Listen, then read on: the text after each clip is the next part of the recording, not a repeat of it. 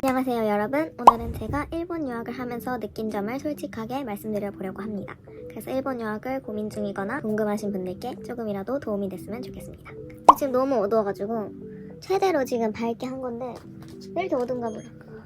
일본 유학에 온 계기에 대해서 말씀드릴게요. 제가 일전에 쇼츠 영상에서도 말씀을 드렸듯 저는 한국 대학교를 가고 싶지가 않았고 유치원, 초, 중, 고를 다 한국에서 나왔기 때문에 뭔가 대학교는 해외로 나가고 싶은 그런 마음이 있었어요. 왜냐면 이미 이제 한국의 그 교육 과정을 다 겪었기 때문에 좀 색다른 방식으로 수업을 받고 싶기도 했고 뭔가 한국 말고 해외에서 뭔가 다양한 경험을 하고 싶어서 일본 유학을 오게 됐습니다.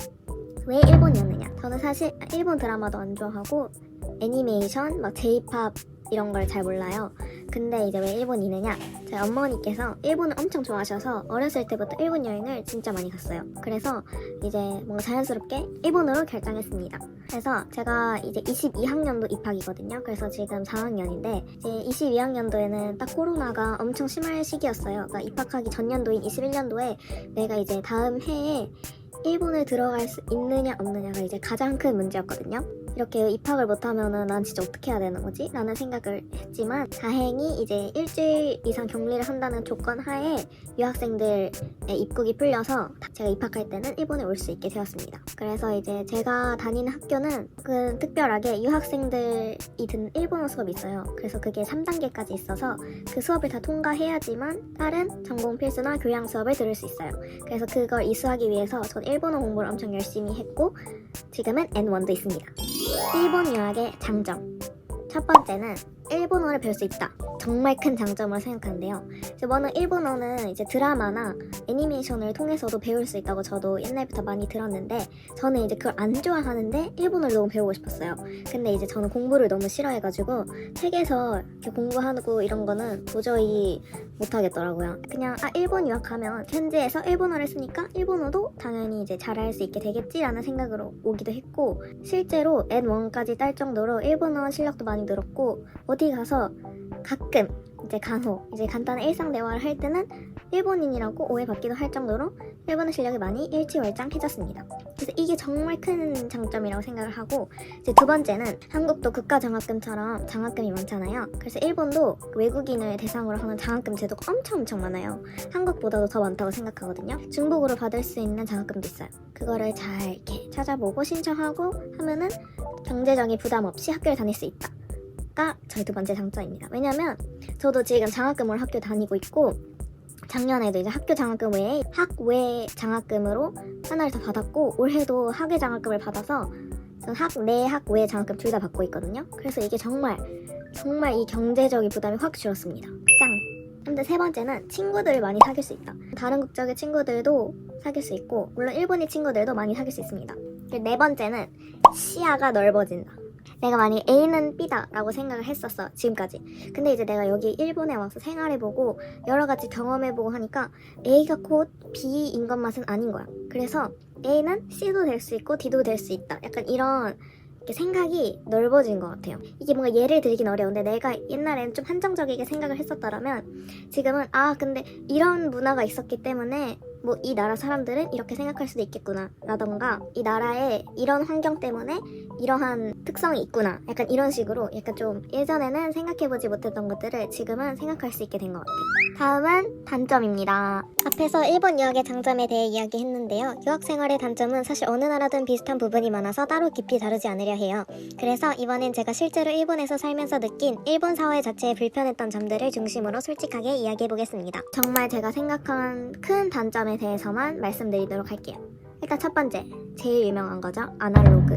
아직도 아날로그 시대인 게 맞습니다. 제가 제일 충격적이었던 거는 마이넘버 카드라고 일본의 주민등록증 같은 게 있어요. 필수가 아니라 선택이라서 신청을 해도 되고 안 해도 돼요.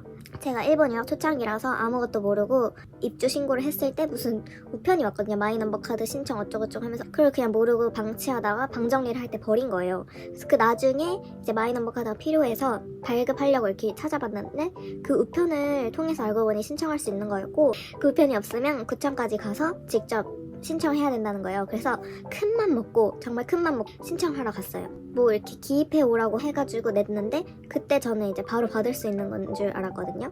근데 그게 아니라 그로부터 이제 한두 달이 걸린다는 거예요. 그 마이너버 카드 그거 카드 쪼가리 하나 받으려고. 심지어 받을 때도 그 마이너버 카드가 발급되었습니다 하고 카드랑 이제 같이 동봉돼서 우편으로 오는 게 아니고 카드가 발급되었으니 이 우편을 들고 찾아오세요 였던 것 같아요. 뭔가 제 기억 속에서는 아닐 수도 있어요. 아닐 수도 있는데 아무튼 그 카드를 들고 다시 구청에 갔다 온 기억이 있습니다. 정말 오래 걸렸죠. 한 달 반은 걸린 것 같아요. 이제 외국인이면은 재료카드가 있거든요.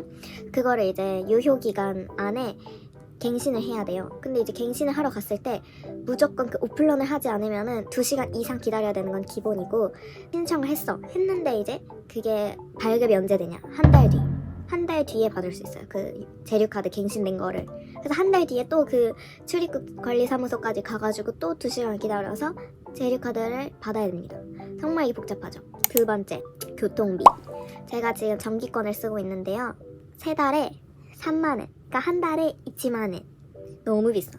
솔직히 한 달에 10만 원은 기후동행 카드보다 너무 비싸고 그리고 애초에 이 정기권조차도 사용을 하지 않는다면 한 번 지하철을 탈 때 왕복 5천 원은 기본이고 만약에 내가 환승을 한다 아니면 또 내가 지하철을 타고 버스를 탄다 싶으면 그냥 교통비만 10,000원이 나가는 거예요. 너무 비싸. 근데 솔직히 이거는 너무 큰 단점인 것 같아요. 의외로 이 교통비의 지출이 매번 이제 정기권 갱신할 때마다 약간 적응이 안 되고 약간 매번 체감하는 것 같아요. 세 번째 단점인데요. 제가 이거는 요즘에 느낀 건데 카군쇼 알레르기라고 이제 꽃가루 알레르기가 엄청 심하거든요.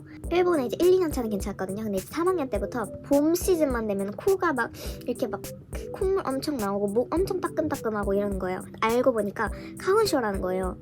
그래서 저는 꽃가루 알레르기가 없던 사람인데 일본에 와서 생겨버렸어요. 저도 이렇게 힘든 건지 몰랐어요. 감기도 아닌 것이 왜 이렇게 나 힘들게 하지? 약간 이런 느낌. 네 번째는 카페가 없다. 한국인들이 좋아하는 컴포즈, 메가, 맘모스 약간 이런 그 저렴한데 양 엄청 많고 맛있는 그런 프랜차이즈 커피 있잖아요. 그냥 테이크아웃 그냥 1분 만에 훅 할 수 있는 그런 데가 일본에 없어요. 그냥 없어요. 그냥 없어. 있었는데 아니 없어요. 그래서 유일하게 가는 것이 스타벅스예요. 근데 스타벅스마저도 한국이랑 커피 맛이 다르고 메뉴도 엄청 적어서 먹을 수 있는 메뉴가 그렇게 많지가 않습니다. 그리고 커피 맛이 달라요. 일본 커피 너무 써요. 약간 기본 커피 자체가 엄청 쓰고 맛이 없기 때문에 저는 커피를 일본 와서 거의 안 마시는 것 같아요. 물론 단점을 찾으려면 수없이 더 많지만 제가 생각하는 건 약간 짜질짜질한 정도입니다. 다음으로 제가 아직까지 적응이 안 된 점이나 좀 처음 충격받았던 점에 대해서 말씀드릴게요. 제가 제일 충격받았던 건 인스타. 제 친구들은 다 인스타에 얼굴 이렇게 올리거든요. 얼굴 위주, 본인 사진 위주로 올리는데 일본 친구들은 약간 친구나 자신의 뒷모습 아니면 카페 사진 아니면 그냥 풍경 사진 해서 얼굴 사진을 절대 안 올리고 만약에 내가 남자친구가 있어도 공개를 하지 않는 친구들이 정말 많습니다. 어떤 친구들은 이제 인스타 피드를 이렇게 보면은 다 얼굴이 없고 그 남자친구의 얼굴 여부에 상관없이 그냥 둘 다 남녀 아이 둘 다 이렇게 블러 처리하고 이렇게 손잡고 있는 이렇게 뒷모습만 보여주는 사진이 정말 많아요. 약간 얼굴을 이렇게 셀카 해서 올리는 사람은 정말 드문 것 같습니다. 두 번째로는 이미 유명한 스미마셍 문화인데요. 내가 길을 가다가 어떤 사람이 이렇게 실수로 부딪혔어. 내가 이제 잘못한 쪽인데 오히려 상대방이 스미마셍 약간 이러는 게 정말 많습니다. 근데 이제 이 스미마셍이 쏘리라는 의미도 있지만 이제 땡큐라는 의미도 있기 때문에 사실 구별을 잘 못하겠어요. 그냥 스미마셍은 다 약간 미안하다는 그런 의미 같기도 해요. 처음에 충격받았던 점. 다음으로 이건 정말 중요한데요. 일본 유학을 추천하는 사람과 추천하지 않는 사람에 대해서 한번 말씀을 드려볼게요. 제가 이런 사람 절대 가지마, 이런 사람 무조건 일본 유학 가세요, 약간 이런 느낌은 아니고 그냥 뭔가 내가 생각하기에 약간 이런 사람은 일본 유학을 한다면 조금 힘들겠다 또는 조금 어려움이 있겠다 약간 요 정도니까 참 그냥 저의 오피니언입니다. 일단은 추천하는 사람 약간 무던한 사람, 이렇게 뭐가 있어도 별 약간 생각 안 하고 약간 무던한 그런 약간 사람. 조금 더 보충 설명을 하자면 일본은 쓰레기 분리나 행정 절차 같은 게 은근히 까다롭고 알바도 매뉴얼이 엄청 많거든요. 그래서 그런 걸 하나하나 너무 따지기보다 그럴 수 있지 하고 넘길 수 있는 사람이 훨씬 편하게 적응할 수 있어요. 약간 외로움을 안 타는 사람. 왜냐면 생각보다 이제 혼자 있는 시간도 많고 아무리 이제 가족들과 매번 친구들과 매번 통화를 한다고 해도 이것만으로는 그 외로움이 승화되지 않거든요.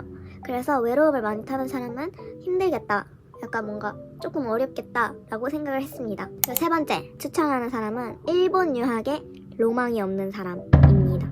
왜냐면 솔직히 로망이 있으면 왜 안 왜? 이라고 생각을 할 수 있는데 오히려 저는 로망이 없어서 뭔가 잘 살고 있는 것 같긴 하거든요.